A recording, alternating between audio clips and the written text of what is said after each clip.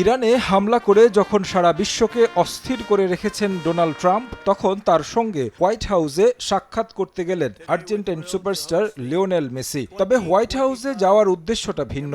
MLS কাপে এবার champion হয়েছে মেসির ক্লাব ইন্টার মায়ামি। তাদের সম্মান জানাতে আমন্ত্রণ জানান যুক্তরাষ্ট্রের প্রেসিডেন্ট ডোনাল্ড ট্রাম্প। ইরানে যুদ্ধ বাঁধিয়ে যখন ঘরে বাইরে সমালোচনার মুখে ট্রাম্প, তখন মেসিকে তার ওভাল অফিসে ডেকে ইতিবাচক ইমেজ তৈরি করতে চান এপস্টিন ফাইল কাণ্ডে বিতর্কিত এই প্রেসিডেন্ট। এ সময় ফুটবল নিয়ে স্মৃতিচারণ করেন ট্রাম্প। আলোচনায় উঠে আসে মেসি না পেলে কে সর্বকালের সেরা সেই বিতর্ক। এ বিষয় নিয়েও কথা বলেন মার্কিন প্রেসিডেন্ট। আমার এটা বলা উচিত নয়, কারণ আপনারা আমাকে বৃদ্ধ বলবেন। আমি কিন্তু পেলের খেলা দেখেছি। সে নিউ ইয়র্ক কসমোসের হয়ে খেলেছেন। অনেকেই হয়তো চেনেন না, কসমোস নিউ ইয়র্কের একটি ক্লাব ছিল, যার চেয়ারম্যান ছিলেন আমার খুব ভালো বন্ধু স্টিভ রস। সে পেলে সহ বেশ কিছু ভালো ফুটবলারকে যুক্তরাষ্ট্রে নিয়ে এসেছিল। আপনি পেলের চেয়ে ভালো ফুটবলার হতে পারেন, তবে পেলে দারুণ খেলতেন। আপনাদের কি মনে হয়, মেসি নাকি পেলে সেরা ফুটবলার কে? সবার সঙ্গে একমত, মেসি সেরা footballer.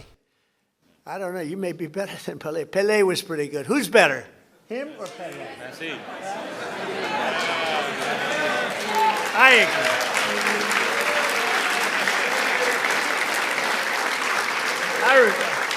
I think he is. But he was pretty good, right? Pele was pretty good. That was. যুক্তরাষ্ট্রে ফুটবল সকার নামে পরিচিত।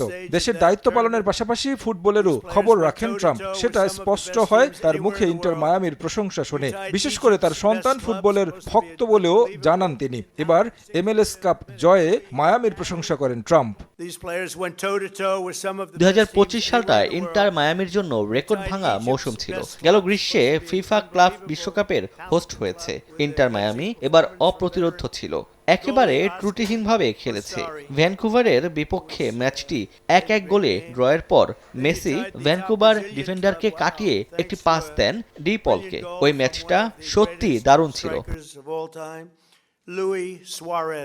এ সময় তিনি ক্রিস্টিয়ানো রোনালদোরও প্রশংসা করেন। কিছুদিন আগে তার সঙ্গে সাক্ষাৎ করেছেন বলে উল্লেখ করেন। এদিন ইন্টার মায়ামির পক্ষ থেকে ট্রাম্পকে একটি জার্সি এবং বল আকৃতির ট্রফি তুলে দেন মেসি।